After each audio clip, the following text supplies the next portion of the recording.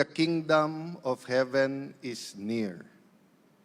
Sabi naman po ng Supreme Court, there is a right way to do the right thing at the right time. So unang-una, magandang hapon sa inyong lahat, and I'm very honored. Papasalamat ako first sa ating Panginoon and second sa inyong lahat. Of course, napakasarap bigkasin ang pangalan ng inyong president ng asosasyon dahil siya ay isang judge, tapos Joy pa. So please accept my gratitude and of course honor na dito nyo sa Taguig City ginawa. So kung dudugtungan ko yung sa Supreme Court, the right way to do the right thing at the right time, at the right place. So allow me to speak a little bit about that. But unahin ko muna yung quote ko sa Supreme Court before I talk about the principle. I will not preach religion, but the principle of repenting, for the kingdom of heaven is near. So sabi po ng Supreme Court sa kaso ni Vice President Duterte against the House of Representatives that there is a right way to do the right thing at the right time. Di ba? Gawin yung tama sa tamang paraan, sa tamang oras. Of course, the decision, the impeachment, politics will always be adversarial. It will always flame up passion, which is correct. Mas gusto naman natin lahat active. Hindi naman dapat lahat nag-agree. Ang problema, lahat tayo nag-agree sa garapalan corruption na nangyayari sa ating bansa. People are mad. So sa English, yung doing the right thing, sa English, wrong. Sa Tagalog, tama. Ang nangyayari ngayon, garapalan na mali. Mali. There's no excuse. We have to hold people accountable. We have to fix our system. Kailangan mabawi yung pera, kailangan maayos yung mga flood control, kailangan yung political system natin mabago. Given lahat.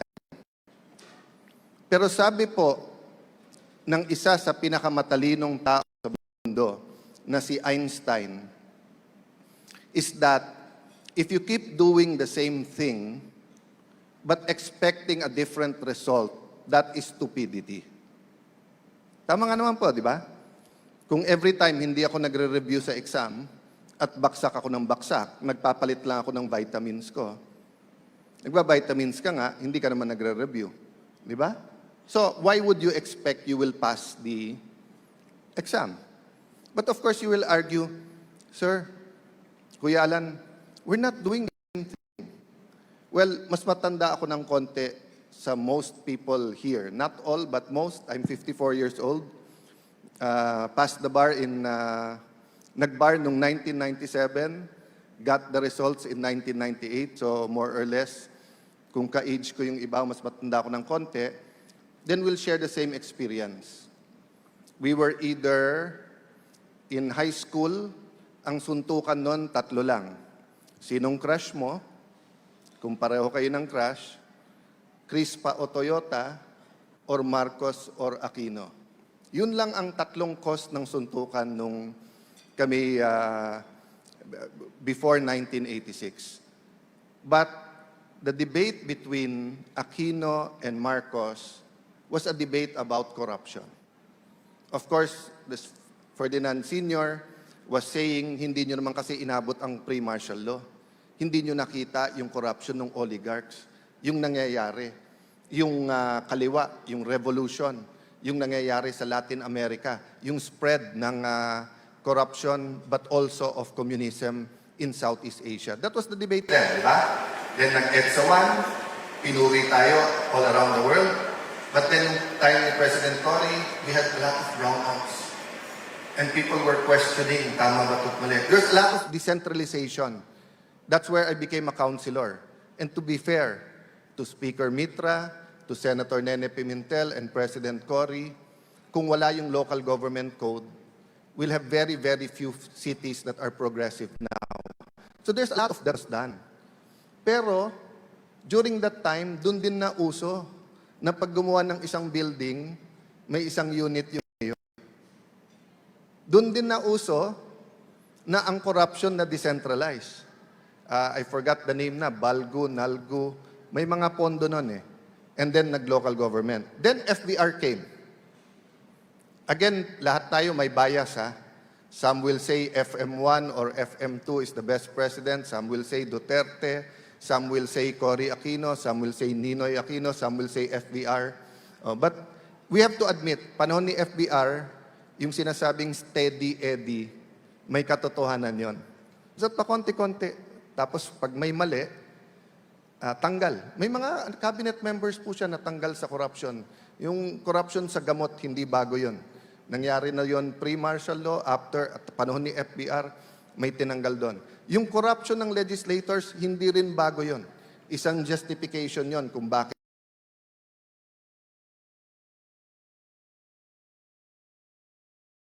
Ulit, President Era, President GMA. Sabi nila noon, kasi sa Pilipinas, walang nakukulong eh. May nakulong na po na presidente. Sabi, hindi kasi nako-convict, nakakawala. Hindi po, na-convict siya. At dahil sa konstitusyon natin, hindi po pwedeng i-pardon kung hindi niya tatanggapin at maging final yung judgment, na pardon. So na-convict, nakalis lang. May another president, nakulong din. Di ba? May mga senador.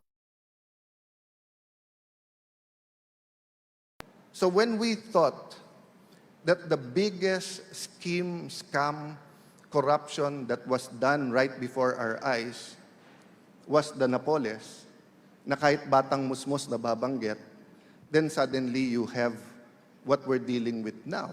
Na until now, hindi natin makwenta. The funds say it's more than 1 trillion pesos. But that did not come without warning. In 2022, I showed the Senate a chart. Panahon ni GMA, 50 billion lang ang infra ng DPWH. For the 2023, almost 1 trillion. But the first time, halos 1/3 ng budget is flood control. Bakit biglang binaha? Flood control pa lang po yan. Almost 1/5 or 1/4 of the budget is maintenance. So yung bagong projects is less than 40% na. So paano nangyari yun? Matagal ang warranty. So hindi ko pupukpukin yun tonight, this afternoon. I won't speak till tonight. May fellowship pa kayo mamaya, and life is hard for judges. No, I understand I cannot imagine being in your shoes, but somehow being in the JBC for a very short while, again, talking to you and other lawyers, no, mga classmates ko who are either fiscals or judges, no. Naintindihan ko, life is hard. So your convention, yes, is about redirecting, renewal of friendships and focus, but hindi pwedeng masyadong heavy din. But the point I want to make today is we have to have a vision. Yung isa ko pong pinapanood parati ngayon, if you care to watch it, i-google nyo lang, Dr. Miles Monroe, start with vision and purpose.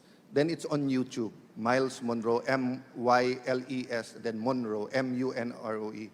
He was talking about nung isang famous ride ngayon sa Disneyland ay ginawa.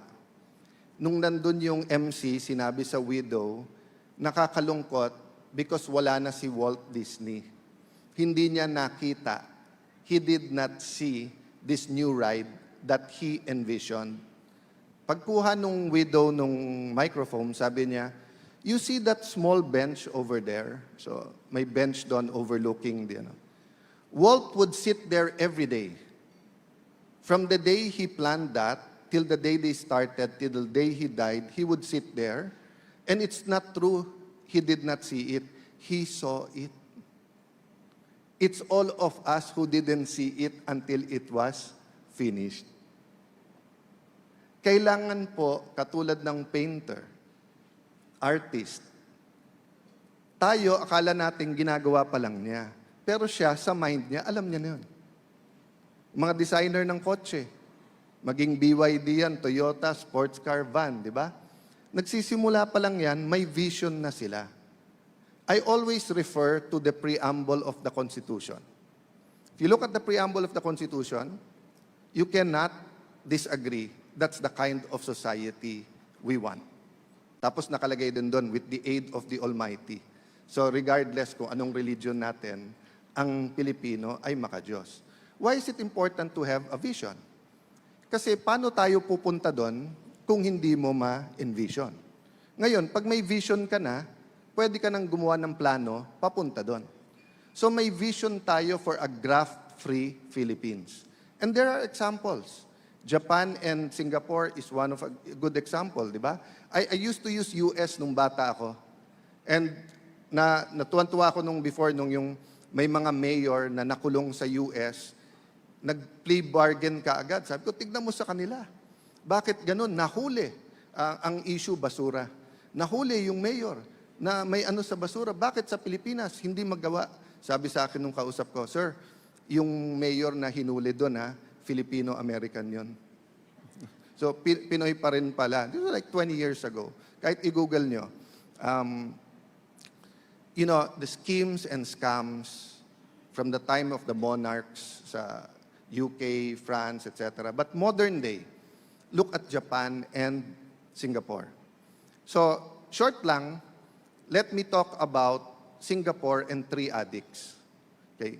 Addict sa sugal, addict sa babae o sa relationships, lalaki or babae, and addict sa, let's say, alcohol. Okay. If you have 3 addicts, and those were, let's say, your 3 brothers or 3 sisters very close to you. So doon muna sa addict sa relationships. Hindi pwedeng wala siyang boyfriend or girlfriend at any point in time. Kung everyday nightlife, kung everyday pupunta siya sa whether moral or immoral nightlife, so from simple dinner places, iinom doon, mag-flirt, or a little bit more hip places na ano pa rin, or pupunta doon sa mga beer house na may naghuhubad. Or they go to Thailand na kung saan may mga sexcapades, for example. Okay. If that person will live in that atmosphere, mawawala ba yung addiction niya? O, addict sa sugal. Kung ganito yung araw niya, paggising sa umaga, Brad, ang aga pa naman natin magkasino. Mag-tong-its muna tayo. O, habang nagtotong-its, Brad, lunch na tayo. Pero doon na tayo sa Okada o Soler. O kaya ano kasi maganda yung lunch doon. Then magkasino na tayo. O, tapos magkasino, mag-dinner muna tayo. Pero nandun tayo sa mga auntie natin, magjong. Pamilya lang naman yun, kaya hindi sugal. O, pagkatapos magbajong pa uwi, the next day, Sunday, mag-church tayo, pero wag tayong magsugal. Kaya lang, meron pala siya sa online. So habang nag-church, nagpre-praise the Lord yung iba, yung pala siya, nagtataas ng kamay kasi tumatama dun sa cellphone niya. So mawawala ba yung addiction niya? Kung yun ang kanyang environment at atmosphere? Ganon din, whether we talk about drugs or alcohol, di ba? If best friend ko ay alcoholic, and I tell him, pare, I'm so happy today. I wanna celebrate, maganda yung speech ko siya, inom tayo. The next day, pare, I'm so sad today. Inom tayo. Pare, rest day today. Inom tayo. Di ba? By the way, ganun kami sa UPLB. Nag-UPLB ako 1 semester. And doon, mayamang ka na pag nag-beer ka. Kasi mahal yun for everyday. Yung Doris na lambanog, yun yung uso. So, yung mga kaklase ko, blackmates ko, mga kasama ko from Lasal Alabang, siguro June, di ba? So, July, mga August. So, nung una, parang first week natin dito, inom tayo. Okay. First exam, okay, inom. Dumating yung araw everyday. So, pag tinatanong ko sa mga housemates ko, ba't kayo uminom today? August 21 ngayon. So, ano yun? Once a year lang pare ang August 21, kailangan natin uminom. So the next day, August 22, ba't kayo umiinom ngayon? August 22 ngayon, di ba? Buti na lang, nahuli ako ng dad ko at ginulpin niya ako literally. Nung high school ako, 4th year, na umiinom, so I could not drink with my classmates. Kung hindi, tingin ko, hindi ako nakatapos at wala ako dito ngayon. Or nandun ako sa alcoholic anonymous nagsasalita at hindi sa judges. The reason I say that and tell you this is because environment matters. Before nangyari itong ghost projects, tinatanong ako kasi ang dami nagko-complain sa BIR. Marami namang complaints parati yan, di ba? Customs, BIR, taxes, local government. Basta't may permit ka or whatever, may nagko-complain dyan. May nagtanong sa akin, Sir, hindi ba pwedeng mangyari sa customs natin? Hindi yung bago ngayon, but this was about a year ago. Sabi niya, Sir, hindi ba pwedeng katulad ng Singapore? Matagal po ako sa Singapore at pabalik-balik ako doon. So, kwento ko sa kanya, Brad, sa Singapore kasi, core value nila integrity. Core value nila yon.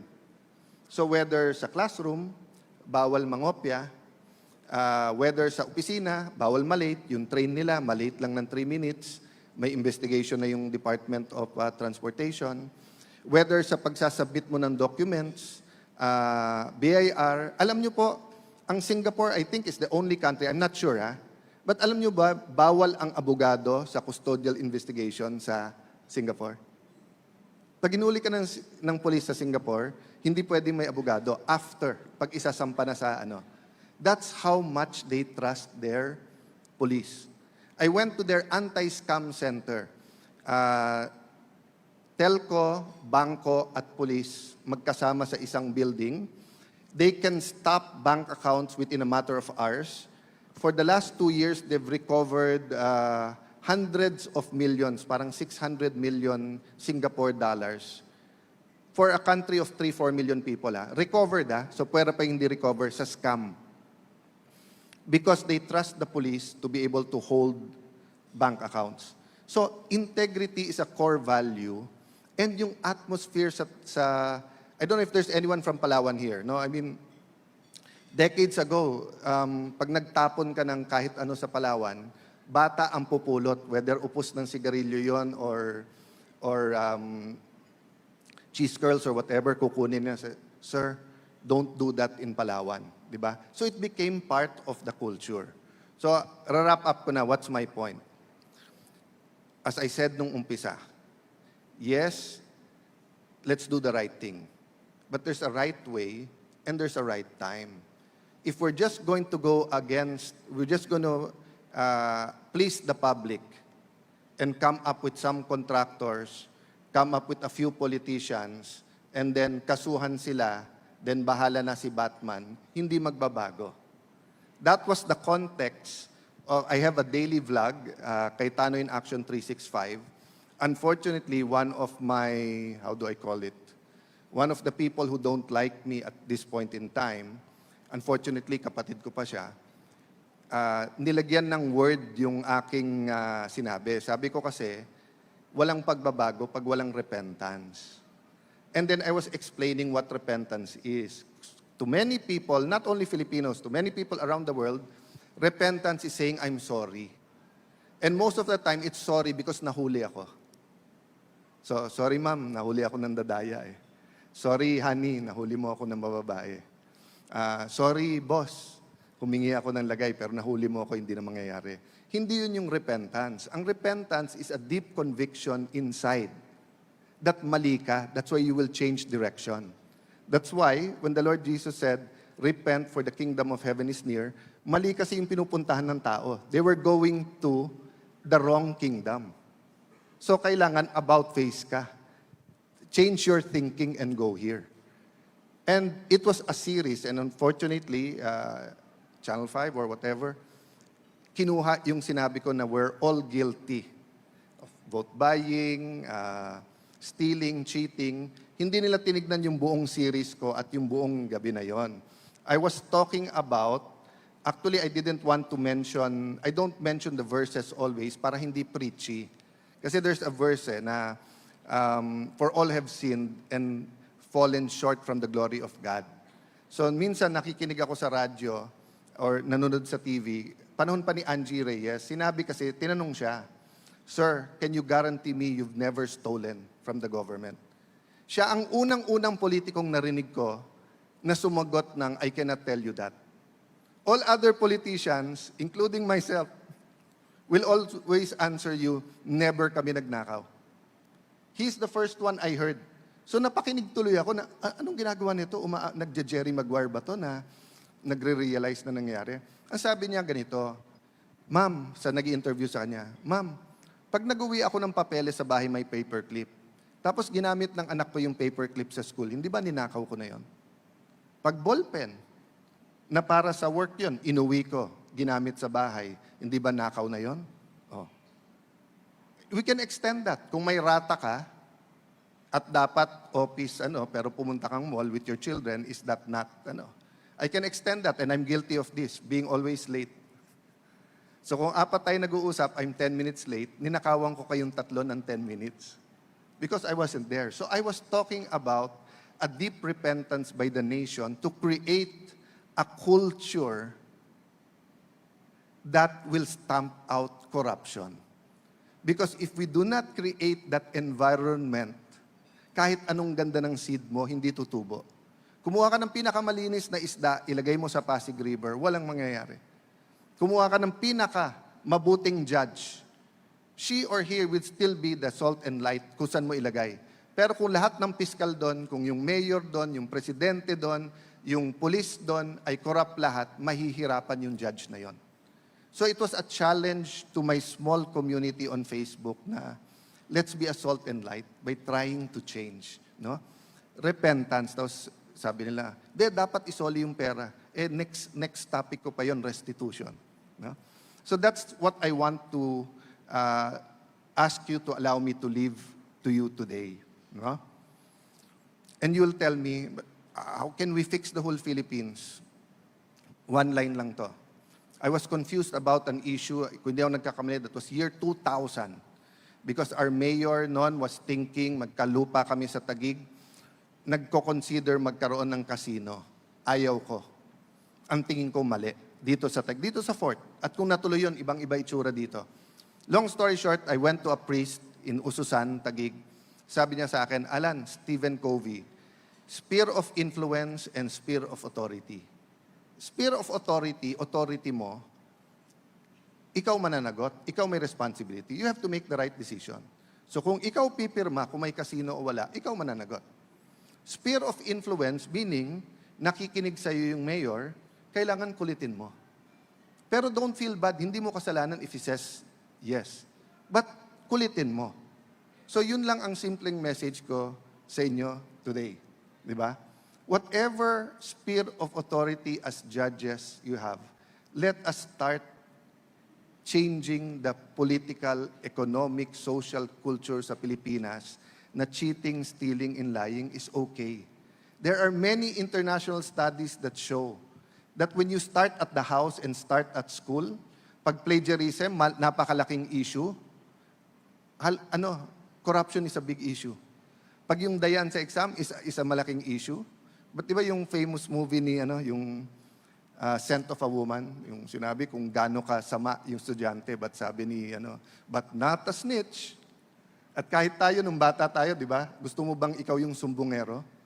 So going back to my kwento kanina, my brother na hindi ko kasundo nung ako'y lumalaki, nakasundong-kasundo ko ngayon, nahuli niya kasi na sa likod ng kotse ko may Andy player. Sinumbong niya ako sa tatay ko.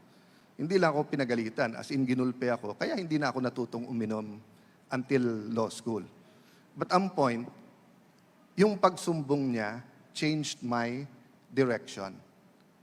So, yes, you're not teachers, but you're a brother, you're a father, you're a mother, you're a tita, you're a ninang. So whatever your sphere of influence, may I ask that kasama ng ating outrage is a new push for renewal na kaya natin tong mga Pilipino. At kung sino man ang ka-age ko dito, I don't know anong feeling ng mga Aquino nung nag-EDSA 1. Ako nga, Marcos pa ako eh. But watching it, seeing it on TV, seeing the reaction of the world, made me proud. The music, di ba? And everything. And that's why, pag high na high ka, ang baksak mo napaka-baksak din. And that's why we start accepting na, never tayo magiging parang Singapore, na core value nila integrity. Well, I'm here today to tell you, I don't believe in that. I don't think you judges believe in that. And I think lawyers will have a very, very big role to play in the coming reform and renewal of our country. So again, thank you very much for this opportunity. God bless you. Mabuhay po ang inyong association.